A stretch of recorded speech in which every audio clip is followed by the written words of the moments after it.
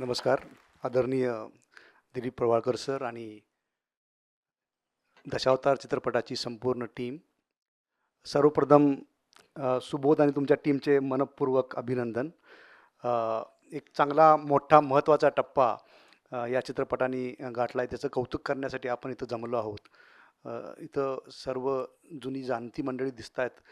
आपल्याला सगळ्यांना माहीत आहे की जर चित्रपटानं अमुक एक दिवस साजरे केले तर तसे पोस्टर पण सुरुवातीला निघायचे की 50 दिवस, 75 दिवस, 100 दिवस. मला वाटतं त्यांचा काही प्लॅन आहे का तसं माहीत नाही मला, की तसे पोस्टर्स काढायचे का नाही तसे. पण एक खरंच महत्त्वाचा टप्पा या निमित्तानं आपण इथं बघतो आहोत. आणि आता जे चित्रावांनी मुद्दे मांडले ते खरंच चिंतनीय मुद्दे आहेत. आणि ह्या दृष्टीनं 2-3 गोष्टी मला आवर्जून सांगाव्याशा वाटतात, की अ, ही जी चर्चा आहे, की मराठी चित्रपटांची जी काही क्वालिटी आहे किंवा त्याचं जे काही एकंदरीतच अ, अं, अ, त्याची गुणवत्ता जी आहे, ती वर्षानुवर्षे कशी आहे आणि काय आहे, याच्यावरती चर्चा चर्वितन कायमच होत असतं. पण ह्या चित्रपटानं जे काही दाखवलंय, की जर तुमचा आशय जर चित्रपटाचा जर आशय जर चांगला असेल, अस्सल असेल आणि तो आपल्या मातीतला असेल, तर त्याला प्रेक्षकांची नक्कीच दाद मिळते. आणि त्याबद्दल मगाशीच मी सुबोधशी बोलत होतो, की त्यांनी जो विषय मांडला आहे, तो आपल्या अस्सल मातीतला विषय आहे आणि तो अ, लोकांपर्यंत पोहोचला त्याची पावती या निमित्तानं दिसते. आणि हे जे आहे हे खरं म्हणजे एक अ, द्वैतच आहे. आणि राष्ट्रीय चित्रपट संग्रहालयाच्या माध्यमातून NFDCच्या माध्यमातून आम्ही ते कायमच करत असतो, की जर चांगला चित्रपट बनला तर त्याला प्रेक्षकांचा प्रतिसाद मिळाला पाहिजे. आणि प्रेक्षकांचा प्रतिसाद त्यावेळेला मिळेल ज्यावेळेला चांगला चित्रपट बनेल. आणि म्हणून मला या सुबोध आणि त्याच्या टीमचं कौतुक करायचं आहे. दुसरं एक ह्याचा पुरावा म्हणजे काय आहे, की सध्या जर तुम्ही भारतीय चित्रपटसृष्टीचा जर जर आढावा घेतला, तर मल्याळम भाषेतील चित्रपट हे अधिकाधिक गुणवत्तापूर्ण आणि बिझनेस पण करत असतात. तर ह्या चित्रपटाच्या निमित्ताने एक अभूतपूर्व गोष्ट अशी घडली, की हा चित्रपट मल्याळम भाषेमध्ये डब झाला आहे. म्हणजे ज्या ज्याचं एक माप आहे, की आपण मोजण्याचं, की बाबा काय कसा चित्रपट आहे, तर त्या चित्रपटाचं हे जे एक गुणवत्तेचं माप जे आहे ते उलट्या दिशेनं असं घडलेलं दिसतंय.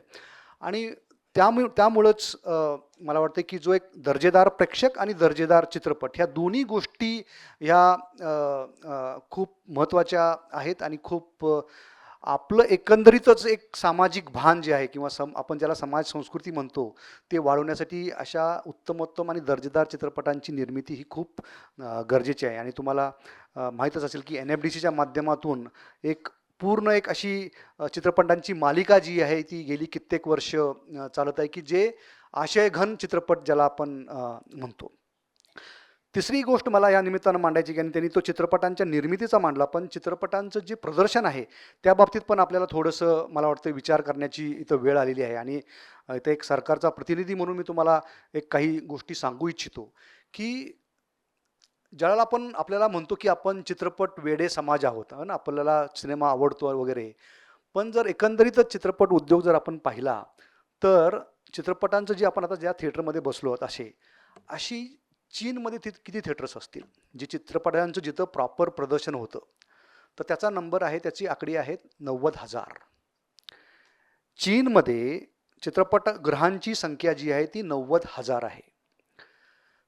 त्याचा पुढचा जो जर आपण टप्पा बघितला तर अमेरिका, जो दुसरा एक मोठा देश जिथं ज्याच्यामध्ये चित्रपट निर्मिती मोठ्या प्रमाणात होते, तर तिथं जवळपास 45,000 चित्रपटगृह आहेत. जर भारताचा आपण विचार केला तर भारतामध्ये फक्त 9,000 चित्रपटगृह आहेत. म्हणजे तुम्ही बघा कुठं आपण इथं ह्याच्यामध्ये बसतो. आणि ह्या 9,000 मधील जवळपास 60% जास्त ती आहे ती दक्षिण भारतामध्ये आहेत. मग तुम्ही जर चित्रपट निर्मिती करून आणि तुम्ही जर तो डिस्ट्रीब्यूट जर तुम्हाला करायचा असेल, म्हणून मी मुद्दाम सुबोधला विचारलं, की किती स्क्रीनमध्ये हा सिनेमा रिलीज झाला. तर आणि त्या दृष्टीनं हा जो एक आपण म्हणतो, की बाबा सिनेमा चालतो किंवा नाही चालतो, तर मल्याळम भाषेतील मगाशी मी तुम्हाला जे उदाहरण दिलं, ते का की जरी ती चित्रपटसृष्टी लहान असली तरी पण दर्जेदार चित्रपट निर्मितीमुळं ते केवळ त्या प्रदेशापुरतं मर्यादित न राहता ते बाकी ठिकाणी पण पोहोचत असतात. तसंच मला वाटतं ह्या सिनेमानं उदाहरण घालून दिलेलं आहे, की केवळ अमेरिकेमध्ये कदाचित मला वाटतं 200हून जास्त स्क्रीनमध्ये हा सिनेमा रिलीज झाला आणि तिथं हाऊसफुल झाला.